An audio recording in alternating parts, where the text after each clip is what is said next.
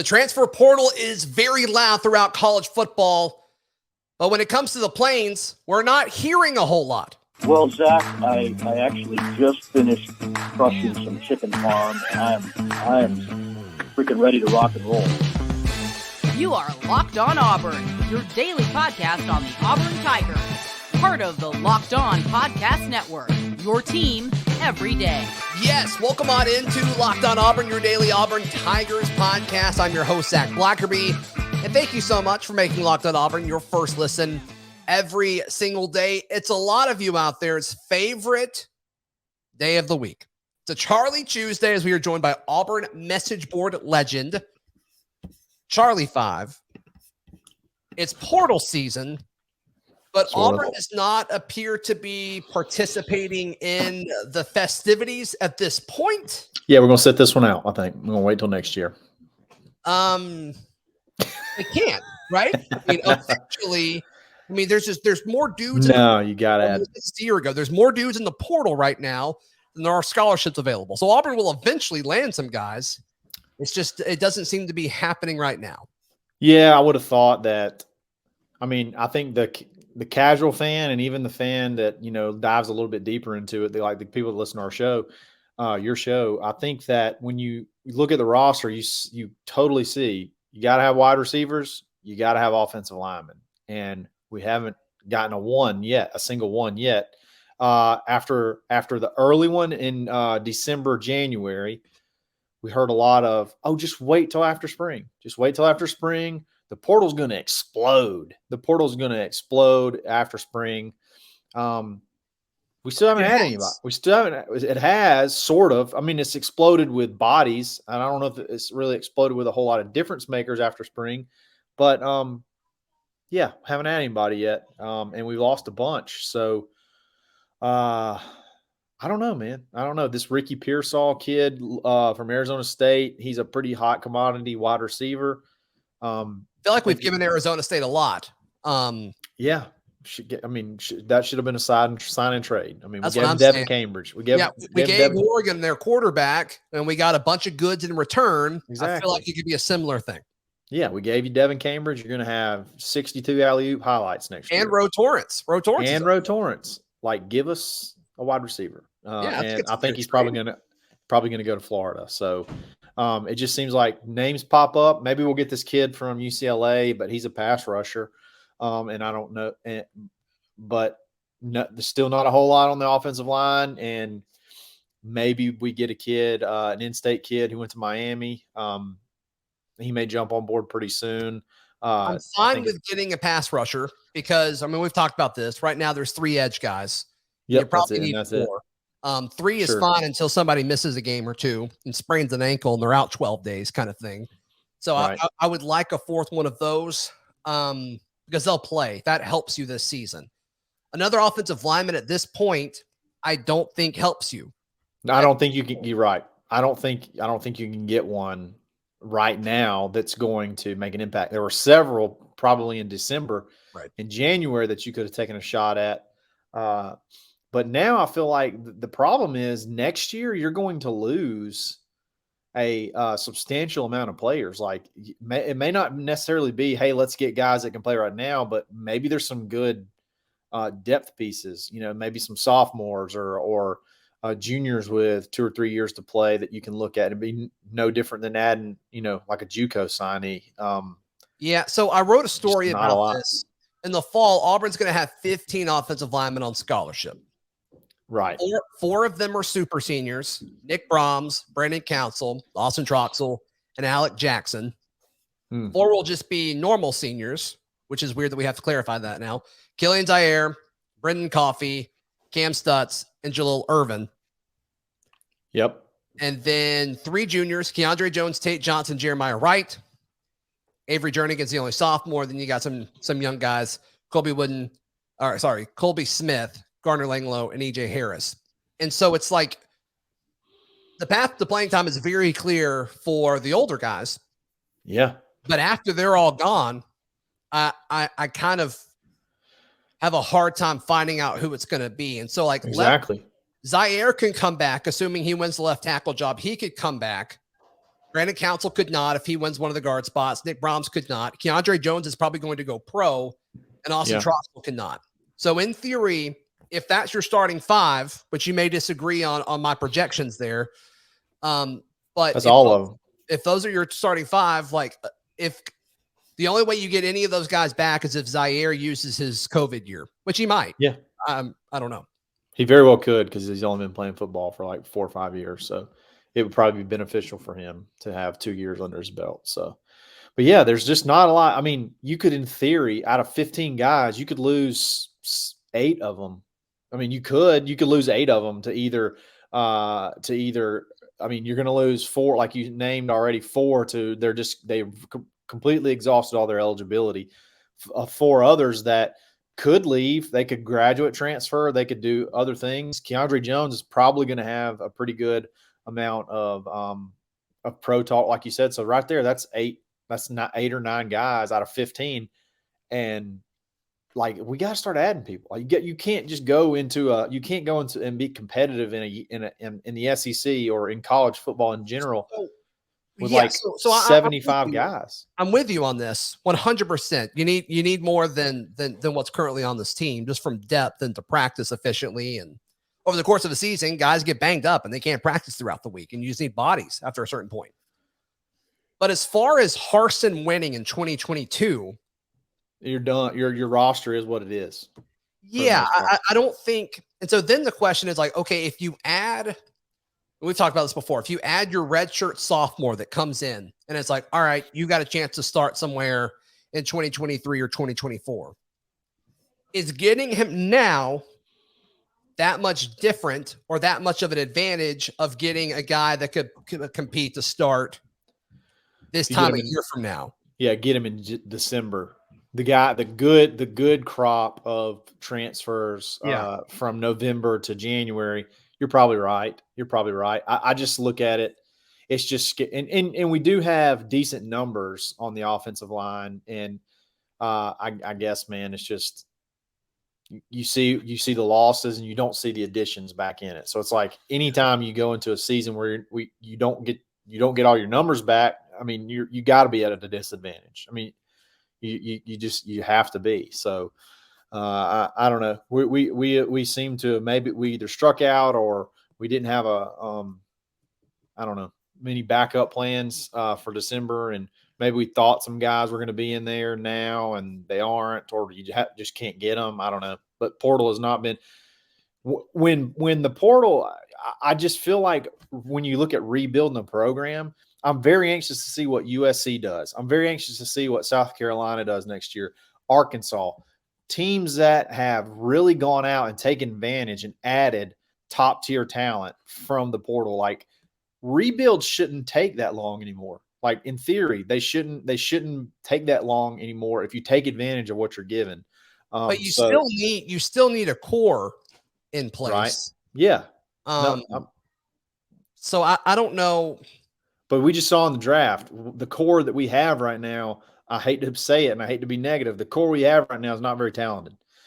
This, especially on offense. This will be, without a doubt, I would, and like I said, I hate being negative, but this is good. Could be one of the least talented offenses that I can remember at Auburn. Yeah.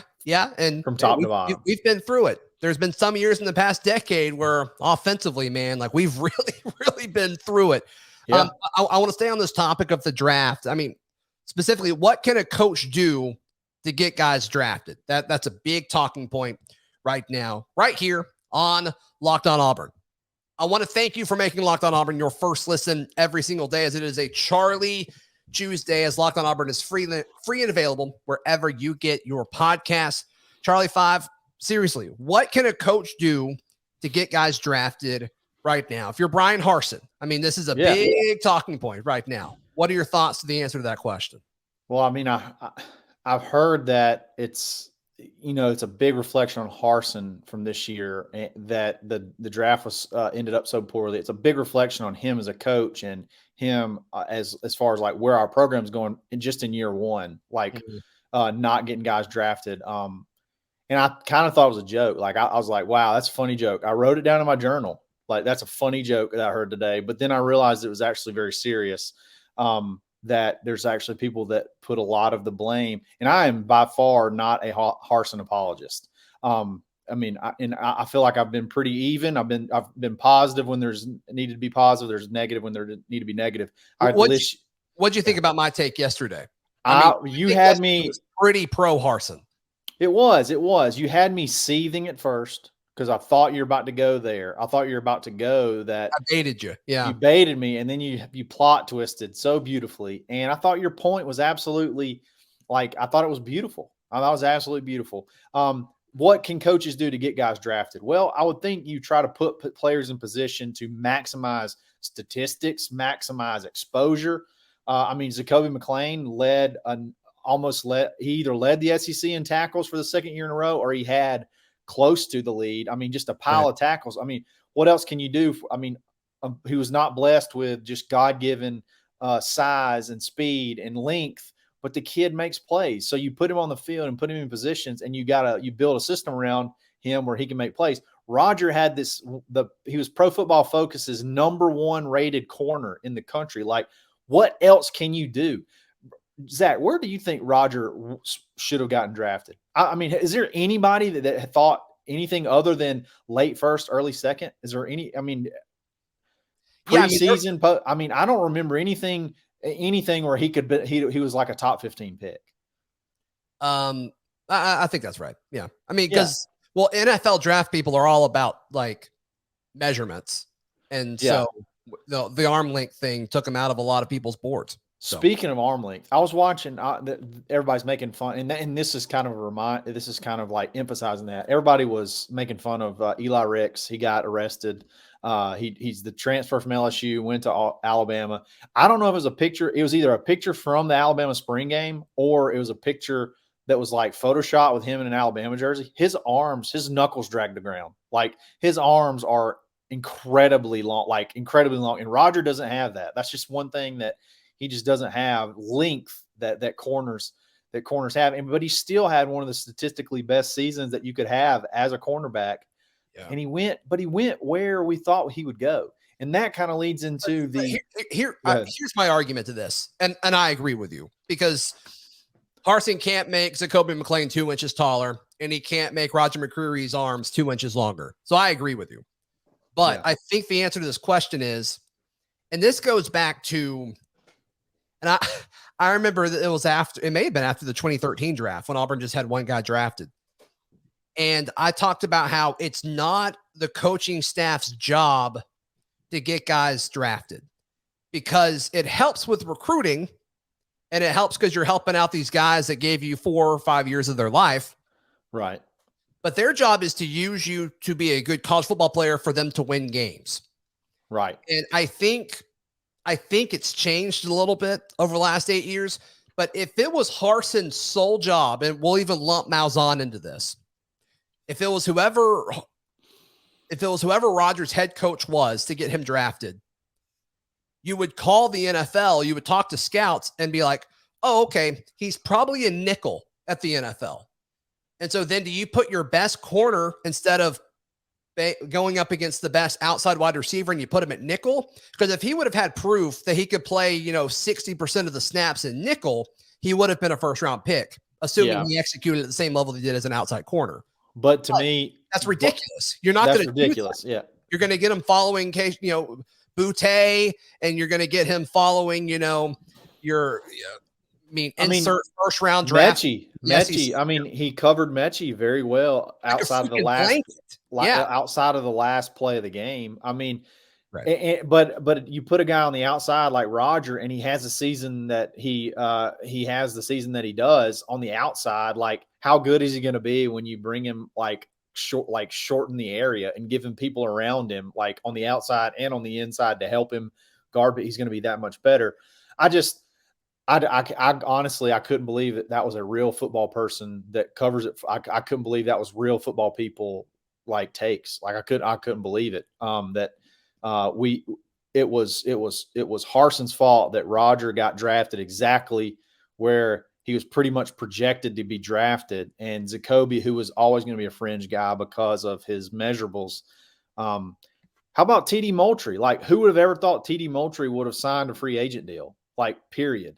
Yeah. With his first 4 years, he became other than, if he doesn't get screwed by Big Cat Bryant, his mom for not following over there and then turning it in and all that garbage. Right. If he doesn't miss those games, like, he may have played his way into the draft. Maybe. He became kind of a factor. So I'm just that whole thing. Other than the messaging, like, I thought that there's no way you can put year one. There's no way you can put him on. And then if Colby and Derek don't come back, they get drafted. Owen gets drafted. I mean, there's Tank gets drafted. Like, there's a lot of people. Tank can't get drafted because he's a sophomore. But there's several guys that would have been drafted had they not stayed. There's a real chance that, I don't know Nick Brahms, if he would have passed a physical or anything like that, and that may have. But like, I think there's some value in him starting like 8 years on an SEC team that the NFL would look at late. Brandon Council the same way. Injury is going to be a big question, as far as his ability as well. But I think Derek Hall would have gotten drafted. I think Eku would have gotten drafted. I think the NFL is going to love Jalen Simpson for what he is. It's just an athletic, raw piece that you can move around. He's got that length too. Yeah. So I'm there with you, man. I'm there with you. Before we move on, what do you think about the messaging? That screams something that I'm not going to yell out. I'm not going to say what it screams, but I know where that came from. And we know where this came from.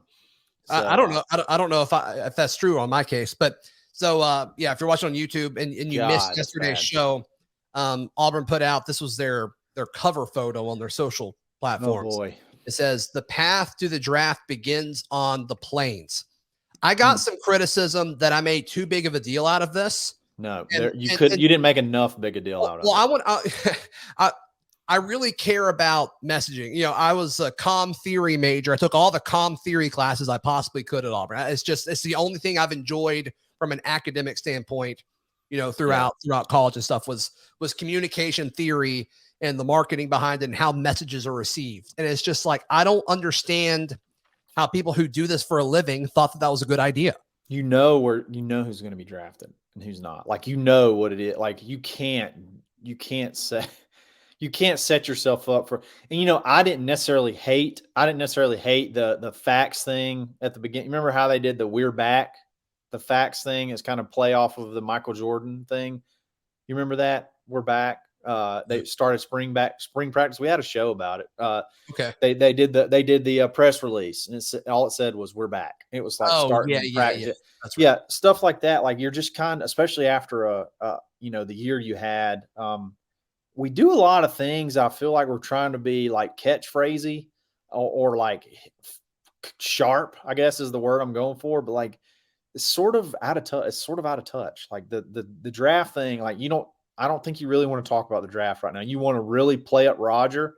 You want to really promote him and say, hey, this is another DB we're putting into the league. You put out graphics as soon as he's drafted of him and Carlton Davis and all these guys. Dean and Noah Benogany. And then and then you talk about Mobile. You talk about the value of going in and finding talent in Mobile and turning them into a second round draft pick. That's the messaging. And the fact that he was a 2-star whatever, and turned him into the number 34, 35 overall pick. Like, that's kind of the direction you go, not the path, because clearly it's not this year. It was not this year. So the path to the NFL was not through Auburn. The SEC tied the record. They set the record last year with 65 players drafted. Then obviously it was the same number this year, which is kind of crazy to think about. But 65 players were drafted from the SEC for the second year in a row. This year, of the 65, one was from Auburn. Ooh. That's only one more than Vanderbilt. They didn't have any. Like, that's just crazy to me to think about. And so it will get massively better next year. I think Auburn could have 4, 5, 6, maybe 7 guys drafted next year. Maybe that's a little optimistic. I don't think that it is. But one thing we all can be optimistic on is this Auburn basketball roster and Charlie 5 shares his thoughts in just a moment. But I want to tell you about our friends at betonline.net. They are your number one source for all of your betting stats and sports info.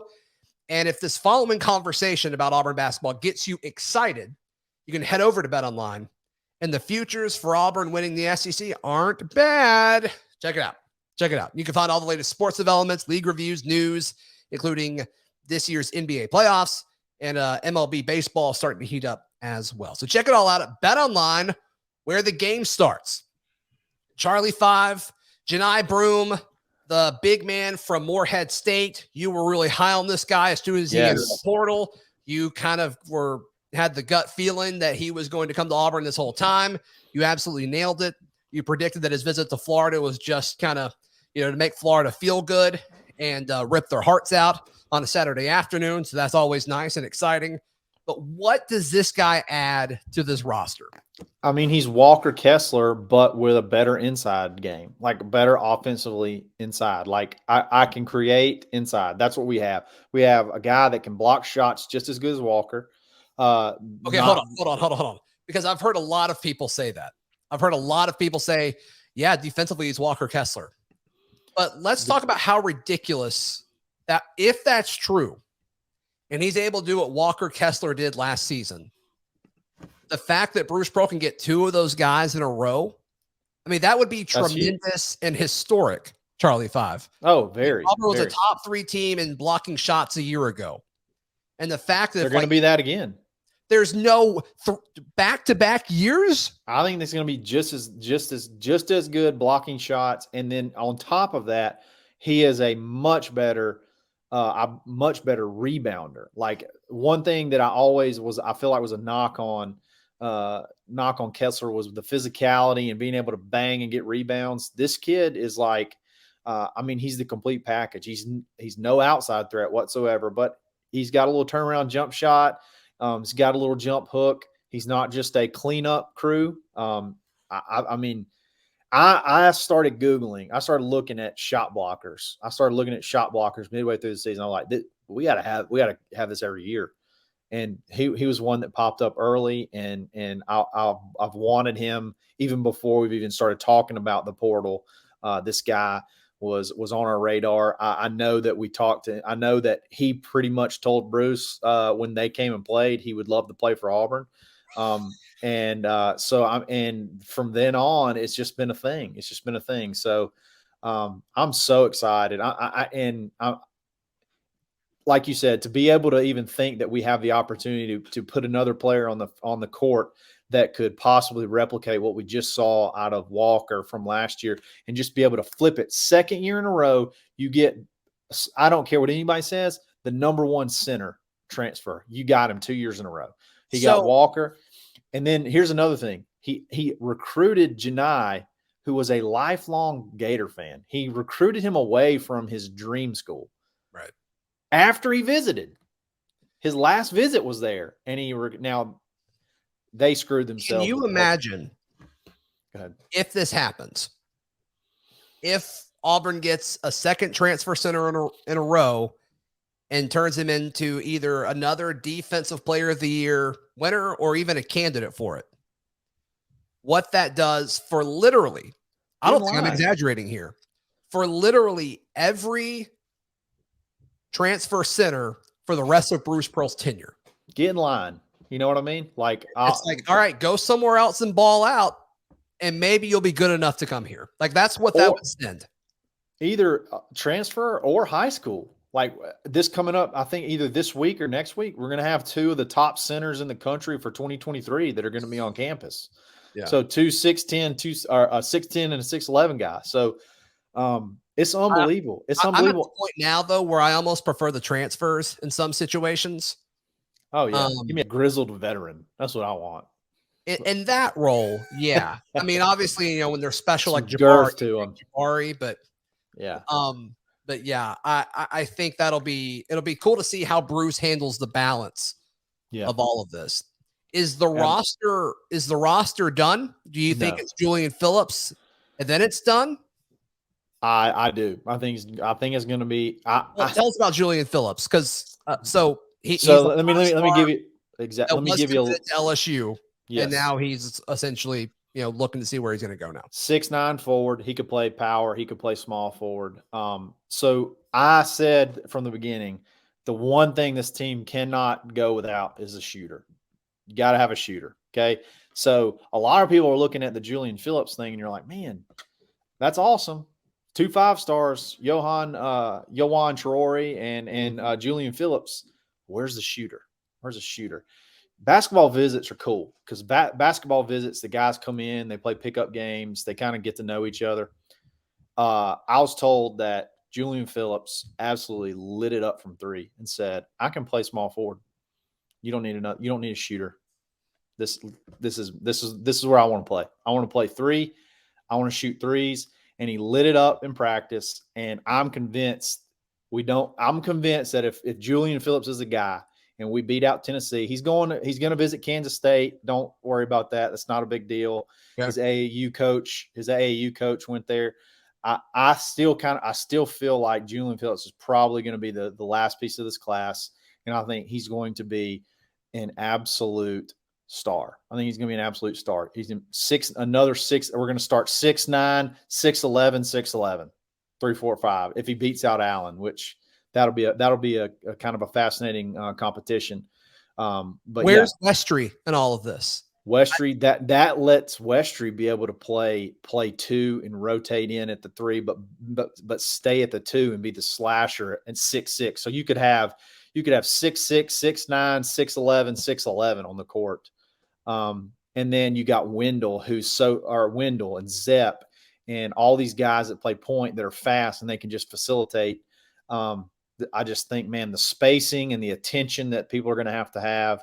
You add a guy like Julian Phillips, holy cow, the sky's the limit. And if you don't get him, if you don't get a guy like Julian Phillips, there's still some really good shooters out there.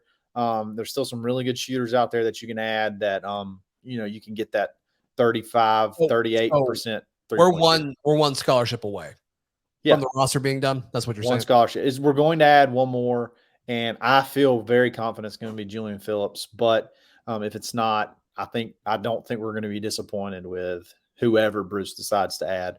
But really hoping this is the week. I kind of hope he would go ahead and pop and then not go on the Kansas State trip. But if he wants to go on the Kansas State trip, give him a nod to his AAU coach. Maybe drive up his NIL value a little bit. Who knows? And then, end it towards the end over the weekend. That'd be fine too.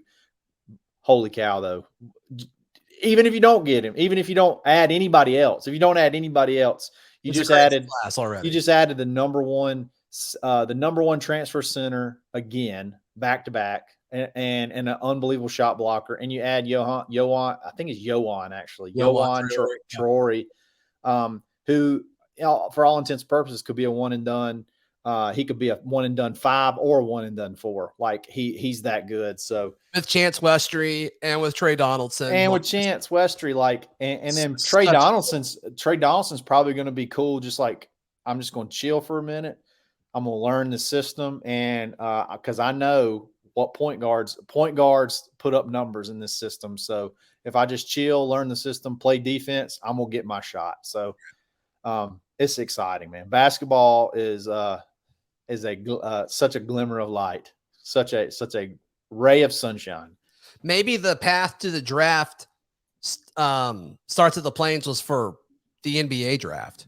Maybe so. Hey, what if we have more? They just used the wrong logo.